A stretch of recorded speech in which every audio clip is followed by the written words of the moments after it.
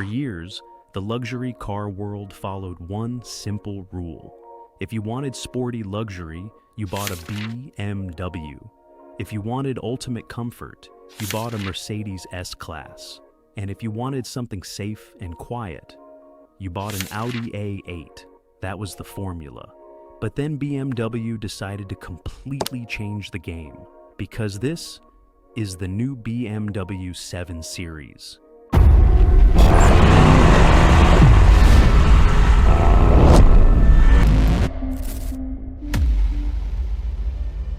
And honestly, this isn't just a facelift. It feels like BMW rebuilt the entire car just to attack Mercedes directly. The lights are new, the grille is bigger, the bonnet has changed, the rear design is sharper, and the interior feels like something from the future. But here's the important part. BMW didn't redesign this car just to look modern.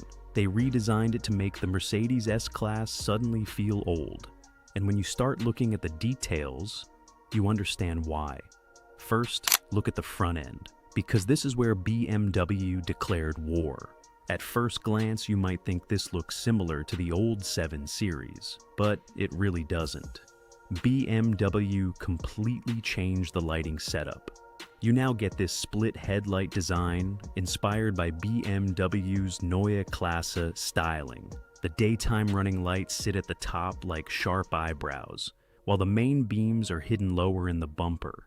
And weirdly, that changes the entire personality of the car. The front suddenly looks taller, wider, more aggressive.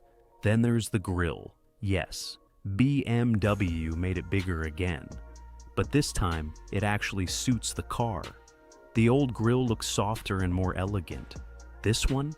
It looks powerful, like the kind of car a billionaire arrives in before firing half the company. And BMW did something manufacturers almost never do during a facelift. They changed the actual metal body panels. Normally, brands only redesign the bumpers and lights because changing metal is expensive. BMW didn't care. They redesigned the bonnet with this massive sculpted valley running through the middle. It gives the car a serious presence. And that's the key word here, presence. Because the Mercedes S-Class still looks classy and elegant. But the BMW looks important. Now the lighting itself has become part of the experience. When you unlock the car, the lights perform an animated welcome sequence. The grille glows, the LEDs dance, the puddle lights illuminate the ground. It feels dramatic. And that's intentional, because modern luxury cars aren't just transportation anymore, they're social media content. Everything now has to feel cinematic. Then you move down the side and things get even crazier. BMW now offers nearly 500 different paint combinations. 500. There are satin finishes, gloss finishes, two-tone options, even combinations that take 3 full days to paint. And this matters because luxury buyers love customization. They want their car to feel unique. That's exactly why Rolls-Royce owners obsess over bespoke paint. BMW is slowly pushing the 7 Series toward that ultra-luxury territory. Then there are the doors. You can literally open and close them electronically. And yes, you can control them from the infotainment screen. Peak laziness, peak luxury. But the real story begins when you step inside. Because this interior is where Mercedes should start getting nervous. The old BMW interiors were always nice, but they weren't memorable. Mercedes interiors felt dramatic. Audi interiors felt futuristic. BMW interiors mostly just felt functional. Not anymore. The new 7 Series feels like a luxury tech lounge. You get layered materials, hidden air vents, massive screens, and ambient lighting everywhere. At night, the cabin looks insane. There are lights in the dashboard, doors, roof, everywhere. And BMW lets you customize almost all of it. You can even upload photos and the car will generate matching ambient lighting colors from the image. completely unnecessary. But luxury cars are built around unnecessary things. Then there's the technology. BMW basically shoved every screen imaginable into this car. The infotainment system is faster and sharper than before. You get Apple CarPlay, Android Auto, streaming apps, games, and voice control. But the biggest feature is BMW's new panoramic vision display. Instead of a normal head-up display, information stretches across the windshield. Your speed, navigation, driving information. It feels futuristic without feeling distracting. And when you change driving modes, the graphics change too. Sport mode becomes more aggressive. Relax mode softens everything. The whole car feels alive. Then, BMW added something Mercedes owners definitely noticed: a passenger display. Yes, the front passenger now gets their own dedicated screen with YouTube, Disney+, games, and media controls, which tells you something important about modern luxury cars.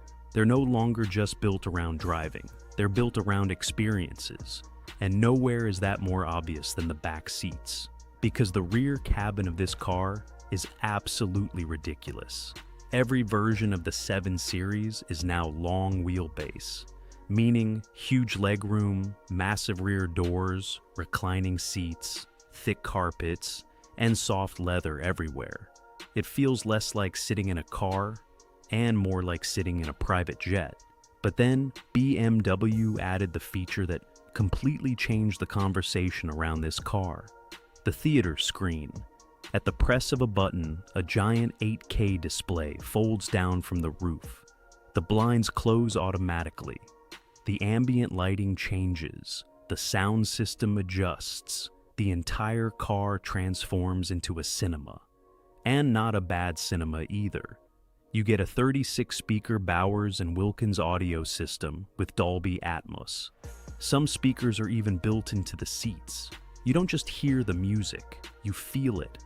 And this is exactly where BMW understood something Mercedes didn't.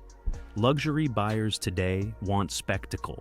They want experiences. They want drama. They want something people talk about. And the 7 Series delivers that constantly.